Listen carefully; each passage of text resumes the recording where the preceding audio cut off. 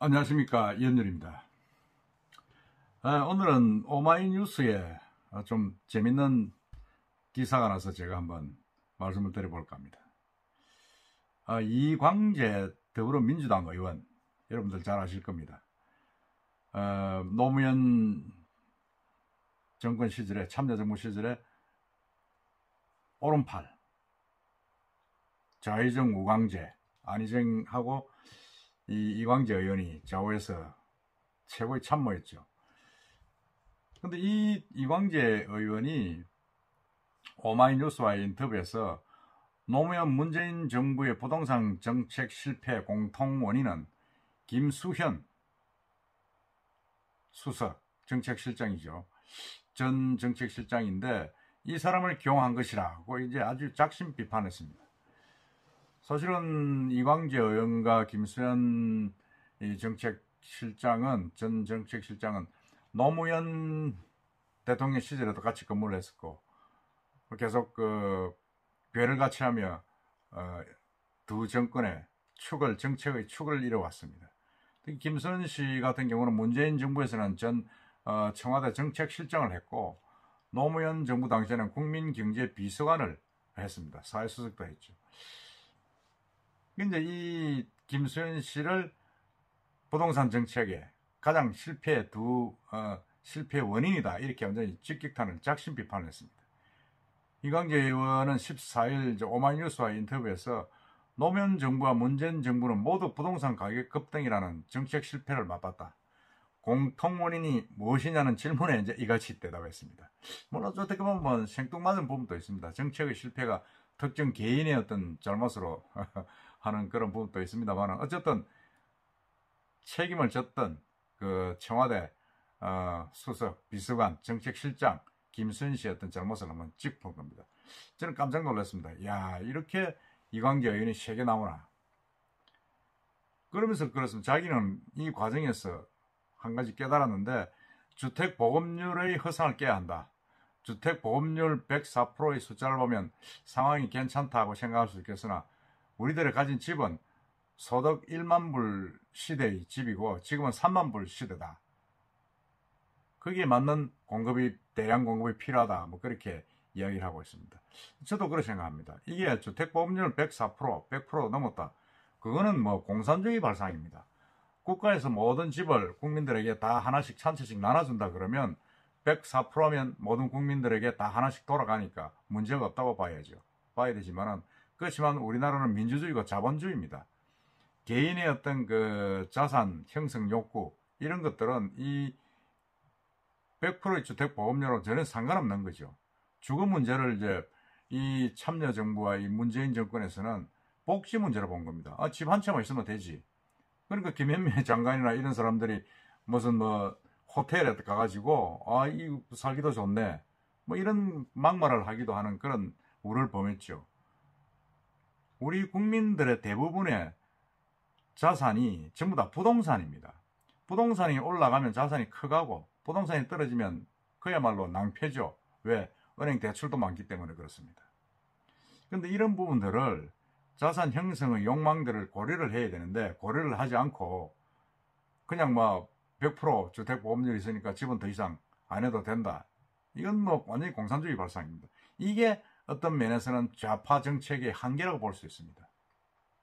모든 국민들을 그야말로 유물론적인 사고방식으로 보는 그게 문제다, 그런 게 있고, 그 다음에 뭐 노무현 대통령 때는 이제 지역 균형 발전을 위해서 모두 많은 공공기관들을 지방으로 이제 내려보내는 정책을 썼습니다만은, 지금 또 지금 서울로 전부 다 수도권으로 지금 사람들이 몰리고 있지 않습니까? 모든 정부 정책, 그리고 경제기관들이 서울의 수도권에 몰려 있으니까 서울에 이제 집값이 그만큼 올라가는 거죠. 올라가는 만큼 그걸 잡으려면 어떻게 해야 됩니까? 수도권 집중을 막으려고 하는 방법은 사실은 현실적으로 지금은 없습니다. 없고, 지역 균형 발전은 좀 힘들다고 봐야 됩니다. 힘들다고 보면 집 공급을 많이 해야 됩니다. 공급을 많이 해야 되는데, 집 공급을 박원순 시장 때도 서울의 재개발, 재건축을 꽉 잡고 못하게 했지 않습니까?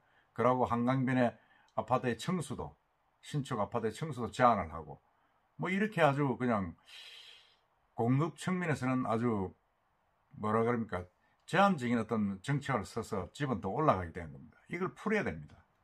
풀어야 되는데 이게 뭐 서울의 수도권에 계속 올라가니까 인구의 절반이 지금 수도권에 살다 갈 정도로 있으면 집을 많이 지을 수밖에 없습니다. 이미 이제 수도권 집중화는 이제 포기를 해야 되는 거 아니냐 하는 시점에 왔다.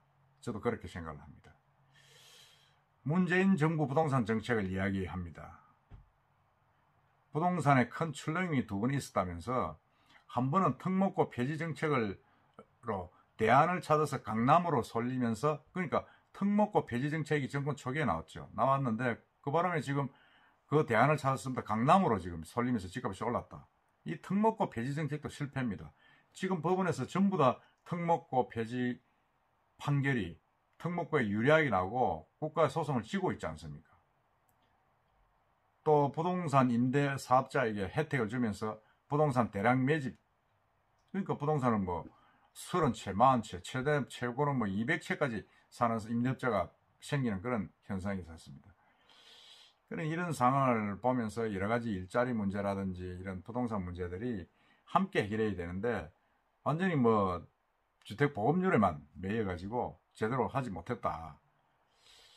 저는 이광재 의원의 비판을 상당히 좀 공감을 하는 부분이 없지 않아 있다, 그렇게 생각합니다.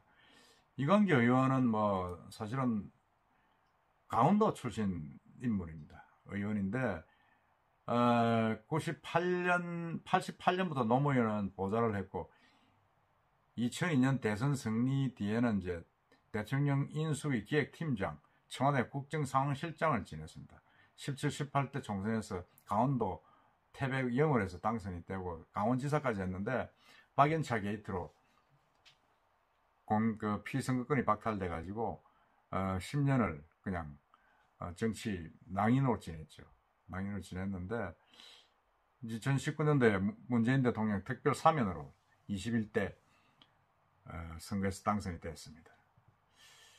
이게 이광재 의원 같은 경우는 뭐 저도 개인적으로 좀 압니다만 그 당시에 노무현 대통령을 만날 때 이광재 의원, 안희정 지사 이런 분들 그리고 박지원 의원들이 옆에서 보좌를 많이 했는 걸로 제가 직접 봤는데 이건 뭐 사실은 참 이광재 의원이 하기 힘든 이야기를 했다는 생각이 좀 들고 그 이외에 뭐 오마이뉴스에서 많은 부분들을 이야기했습니다만은 그건 뭐 오마이뉴스를 한번 읽어보시고 근데 이광재 의원에 관해서 조금 더 말씀을 드리자면 처갓집이 이제 부산이죠. 부산의 이정호 부경대학 교수, 참여정부에서 이제 시민사회 수석을 한 분입니다. 그분하고 천안 매불시간입니다.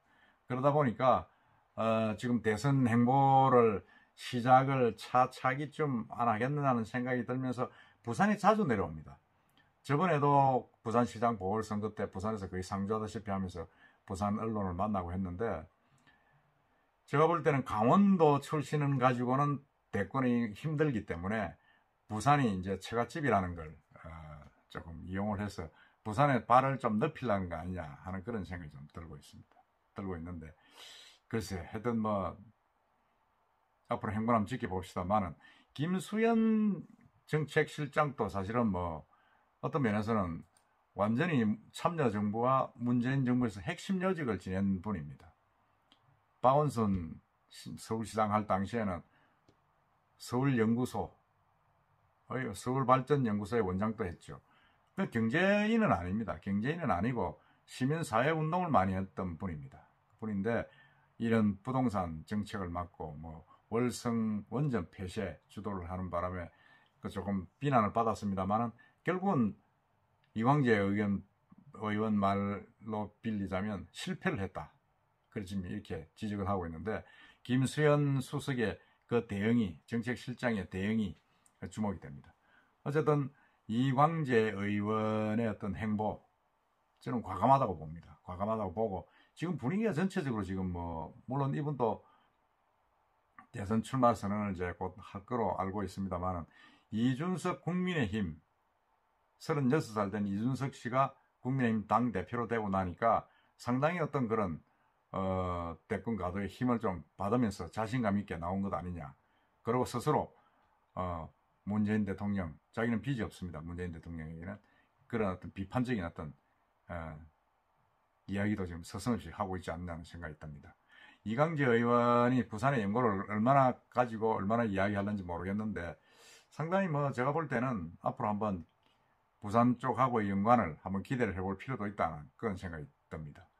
하여튼 이광재 의원의 어떤 이런 소신 발언, 저는 이런 발언들이 친문 그리고 민주당 소당파 속에서 계속 저는 나와야 된다고 봅니다. 그렇지 않으면 다음 대선은 이제 포기해야 된다. 감히 말씀드릴 수밖에 없습니다. 오늘은 오마이뉴스에 난 이광재 의원의 아주 직설적인 어떤 그런 인터뷰 내용 한 부분을 따서 말씀드렸습니다. 이상입니다.